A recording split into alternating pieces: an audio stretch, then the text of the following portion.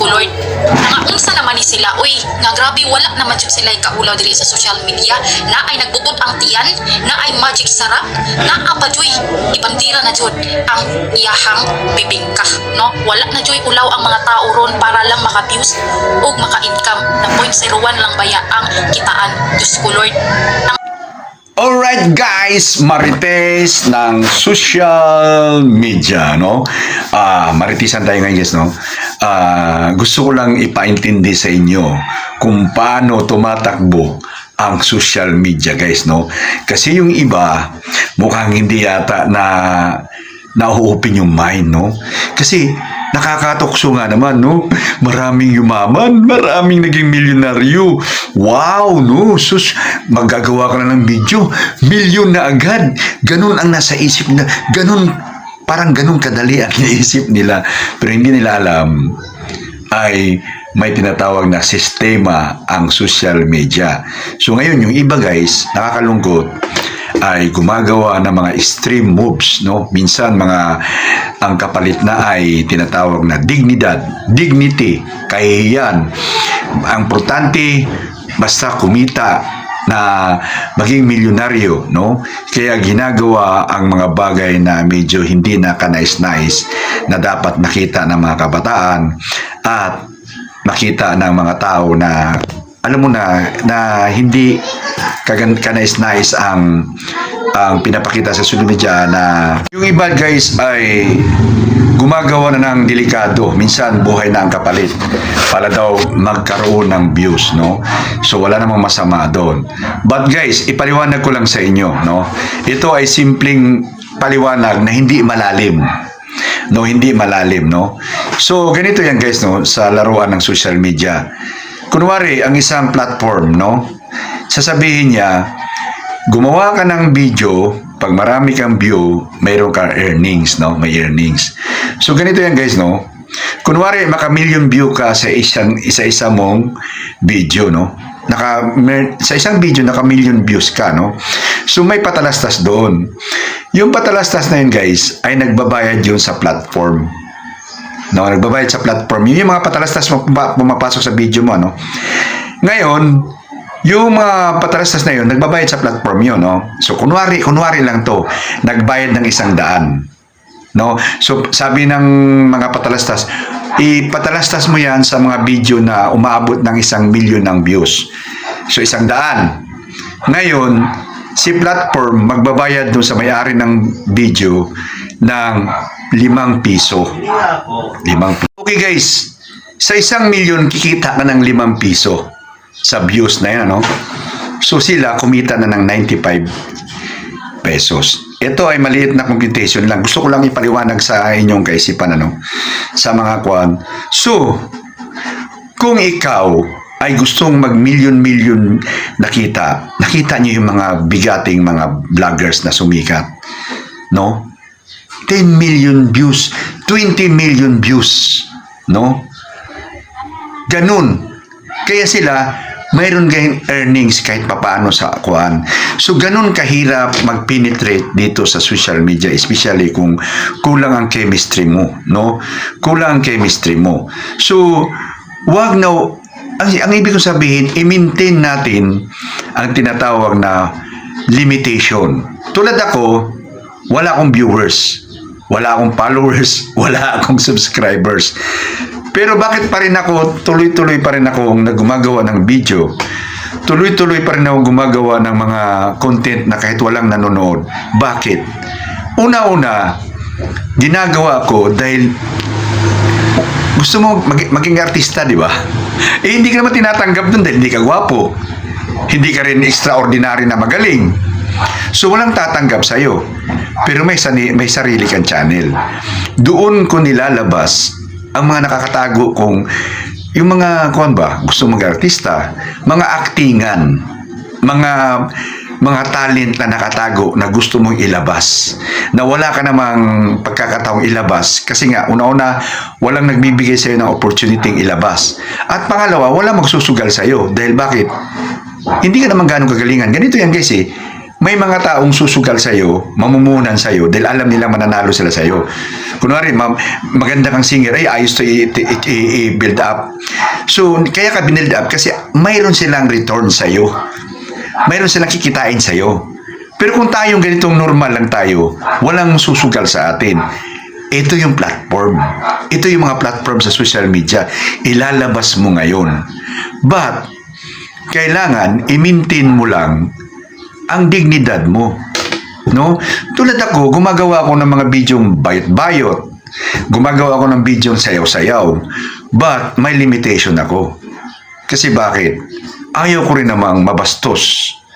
At ayaw ko rin namang makita ng mga tao na napaka-kuan ko. Ibig sabihin, yung dignidad ko ba, nasisira, nawawasak na. Nagmi-maintain pa rin ako sa social media ko. Kahit pumunta kayo sa channel ko, ayan, may YouTube channel ako. At may FB channel ako, ayan. FB page, ayan. Mini-maintain ko pa rin na nandyan pa rin yung tinatawag na galang sa pagkatao ko.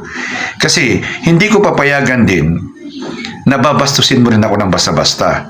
Kasi may sukli ka sa akin pag ginawa mo. No?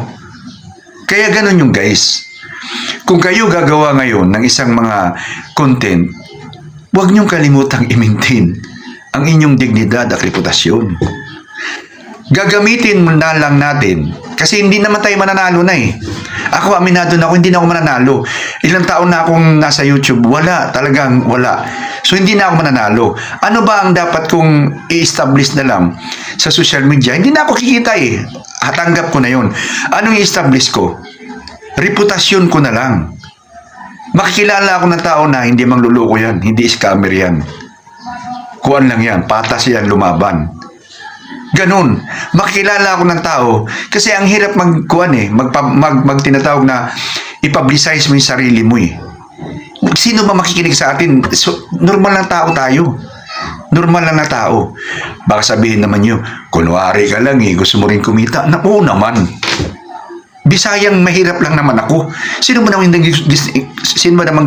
hindi gustong kumita? Pero marunong kang bumasa sa laban, guys. Pag alam mong, oops, hindi tayo mananalo nito, huwag mong sabayan. Parang boxing lang yan eh. Parang boxing lang yan, guys. Pag alam mong malakas sumuntok yung kalaban mo, first round, second round, third round, huwag kang sumabay. Dumistansya ka. Pagurin mo muna yun. Kasi yung suntok nun, pag napagod na, mababawasan na, baka kaya mo nang i-absorb. Ganun na, kaya nga sabi nila eh, ang boxing ay mindset games na labanan. Ganun din sa social media. Kung hindi ka mananalo sa kasi maganda, alam mo kasi mga may iba dyan, nagbo-viewers, kasi ang gaganda naman talaga. Tas talented pa. Paano ka mananalo nun? So anong gagawin natin? Gamitin mo na lang ang social media na makilala ka, na may yung pagkatao mo na, kasi may, kumbaga pagkakatiwalaan ka. Kasi yun ang mahirap i-establish eh. Ngayon, kung makikita yung mga video mo, di ba? Sa video pala makita na, uy, bastos naman tao na to. Wala namang kadignidad ng tao na to. Ganun yun. Dahil bakit? Tingnan mo yung mga pinakita ng iba, di ba? Mga lubot na, mga ano dyan. Pero yung mga patawa, entertainment, mga patawa na video, yun.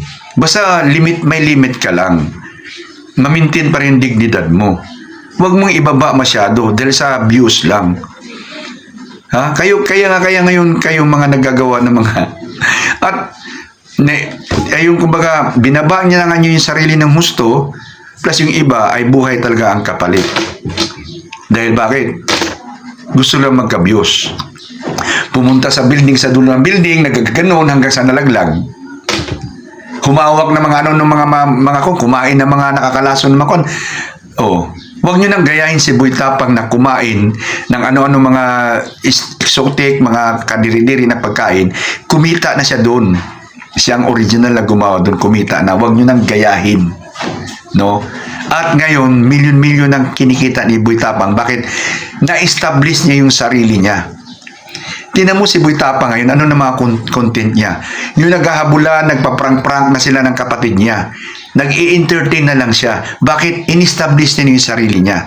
So kung hindi ka mananalo sa pagandahan, sa talent, kasi wala tayo noon, kung may talent pa tayo, hindi tayo extraordinary, i-establish mo na lang yung sarili mo sa social media na ikaw ay may reputasyon na tao at kumbaga, yung hindi ka masamang tao, hindi ka gumagawa ng kasamaan sa kapwa, at nag-i-entertain ka lang. Yun lang, gamitin mo na lang yung social media mong ganun. Hindi yung ano-ano mong pinapakita mo para lang kumita, magkaroon ng views na kumita. Malabo na yun. No? Wag bigyan nyo ng tinatawag na dangal ang anak mo, ang asawa mo, ang pamilya mo. Walang problema. Ako, nagbababait-bait ako sumasayo-sayo ako, ganun. Pero hindi to the point na ilalabas ko na lahat para kuan. Hindi ganun. Ako nagagawa ko ng video, acting. Kasi noon pa man gusto ko talaga nang maging artista Pumunta na nga ako sa ABS-CBN, Channel 7. Yan si Pokwang, kasabayan ko yan. Kalaon in the Million. Kasabayan ko yan si Pokwang. Ang galing naman talaga. Oo, magaling kasi. Doon sila sa mga may naantrabaho kasi nila yung mga clown nila, yung sa mga doon sa gabi yung mga kanta-kanta ganun. Yan si Pukwang. So kasabayan ko yan, sila Gerald, kasabayan ko yan nung audition kami sa ABS-CBN. So kayo guys, ganun lang guys, no? Wag natin sabayan kung hindi natin kakayanin sabayan. Gumawa tayo ng sariling tindaan para doon tayo makilala, doon ka makakita ng kung ngayon, kung hindi talaga para sa atin, huwag natin pilitin. Gamitin na natin ang social media na mapatita natin kung ano tayo, kung ano ang meron tayo na kapiranggot na talent natin. Pero huwag natin ipahamak ang ating dignidad, reputasyon, ang ating karangalan at ating buhay para lang kumita ng milyon-milyon na napaka-imposibleng mangyari kung hindi para sa atin. Okay guys, Marites ng social media guys. Bye-bye. Kita-kita tayo sa next video guys. Bye-bye.